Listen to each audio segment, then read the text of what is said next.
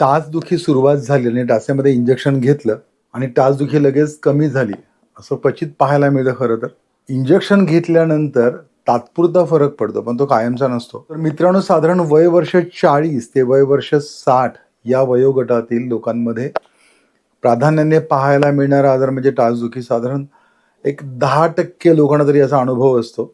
Especially ॲथलेट्स किंवा नियमित jogging करणारे, पळणारे किंवा जिममध्ये ट्रेडमिलचा उपयोग करून जे पळणारे असतात, तर अशांमध्ये टाचदुखी ही कॉमनली पाहायला मिळते. उतरत्या वयात हाडांची झीज होत असते आणि त्याचा परिणाम टाचदुखी सुरू होते हळूहळू.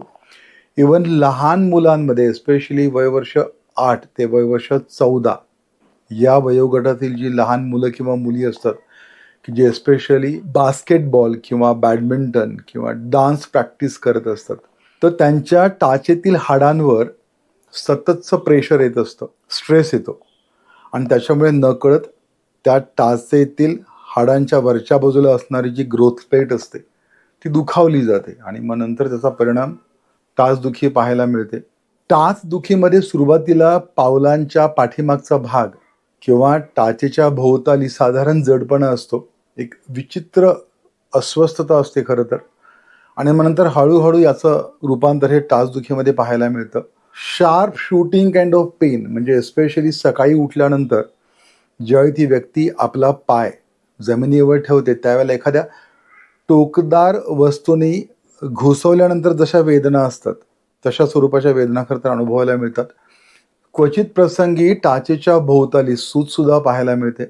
काही व्यक्तींमध्ये टाचदुखी सोबत बर्निंग काइंड ऑफ सेन्सेशन असतं. काही व्यक्तींमध्ये मुंग्या येतात. काही व्यक्तींमध्ये दोन्ही पाय बधीर होतात खरं तर टाचदुखीसोबत. प्लॅन्टर फॅसायटिस, टाचेपासून पुढच्या बोटांपर्यंत एक विशिष्ट पेशी समूह असतो आणि त्याला सूज येते आणि त्याचा परिणाम पावलं दुखायला लागतात. पावलांचा पुढचा भाग जास्त दुखतो, त्यासोबत टाचही दुखत असते. ॲकेलिस टेंडिनायटिस नावाचा आजार, की ज्याच्यामध्ये टाचेकडे जाणारा जो पोटऱ्यांपासून एक स्नायू असतो, मोठा स्नायू असतो खरं तर, तो त्याला सूज येते आणि त्याचा परिणाम टाच दुखायला लागते आणि त्याच्यासोबत टाचेसोबत खरं तर त्या आजारामध्ये पायाच्या पोटऱ्या सुद्धा दुखायला लागतात. हिल स्पर किंवा आपण त्याला बोनी आउटग्रोथ्स म्हणतो प्रॅक्टिसमध्ये, तर टाचेचे जे हाड असतं त्या हाडाच्या पृष्ठभागावर कॅल्शियम डिपॉझिट्स होतात आणि मध्ये एक्सरेमध्ये ॲज अ स्पर पाहायला मिळतात. त्याचे खरं तर 2 प्रकार असतात. एक डॉर्सल स्पर जर असेल तर टाचेच्या वरचा पाठीमागचा भाग जास्त दुखायला लागतो. आता प्लांटर स्पर असेल तर बरोबर टाचेचा खालचा पाठीमागचा भाग फार दुखत असतो खरं तर. अशा आजारासाठी खरं तर प्रचलित शास्त्रामध्ये सूज कमी करणारी खूप औषधं उपलब्ध असतात, वेदना त्वरित कमी करणारी खूप औषधं उपलब्ध असतात. त्याच्यासोबत काही रुग्णांना हिल कप्स वापरावे लागतात, कुशन्स वापरावे लागतात किंवा नाहीच फरक पडला तर मग ते फिजिओथेरपीकडे जातात आणि फिजिओथेरपीने सुद्धा जर नाही बरा झाला तर मग कॉर्टिको इंजेक्शन्स घेतली जातात. इव्हन काही रुग्णांना प्लाझ्मा इंजेक्शन्स दिली जातात खरं तर, आणि मग गरज पडलीच तर मग शस्त्रक्रिया सुद्धा करावी लागते. परंतु मित्रांनो, खरं सांगू, आयुर्वेदामध्ये खूप प्रभावी औषधं असतात खरं तर या आजारासाठी, की ज्याच्यामुळे त्या औषधांमुळे पावलांमधील स्नायूंची किंवा मांसपेशींची सूज ही तर कमी होतेच, त्याच्यासोबत तिथला रक्तपुरवठा सुरळीत होतो खरं तर. पादाभ्यंग, काही पंचांमधले उपचार असतात, पायाला विशिष्ट तेलाने मसाज करणं, त्याला पादाभ्यंग म्हणतात. अवगाह स्वेद, पाय बुडवून ठेवणं विशिष्ट काढ्यांमध्ये, किंवा परिषेक, काही विशिष्ट औषधांचा काढा तयार करायचा आणि त्याच्या त्या टाचेवर धार सोडली जाते खरं तर. काही रुग्णांमध्ये खरं तर रक्तमोक्षण करावं लागतं जर टाचदुखी कमी होत नसेल तर.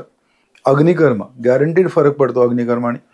यांसोबत पावलांमधील जे काही मांसपेशी आहेत, शिरा स्नायू आहेत किंवा कंडरांची जी सूज असते ती किंवा त्याच्यावरचा ताण कमी करण्यासाठी खरं तर विशिष्ट आसनांचा वापर केलात, मेडिकल योगा थेरपी आपण म्हणतो, आणि त्या विशिष्ट मांसपेशी किंवा शिरा किंवा स्नायूंचा रक्तपुरवठा सुरळीत व्हावा, त्याच्यामध्ये जो स्टिफनेस आहे तो स्टिफनेस कमी व्हावा आणि त्यांची लवचिकता मेंटेन व्हावी यासाठी काही विशिष्ट आसनं वापरली जातात आयुर्वेदामध्ये, आयुर्वेदाच्या उपचारांसोबत खरं तर.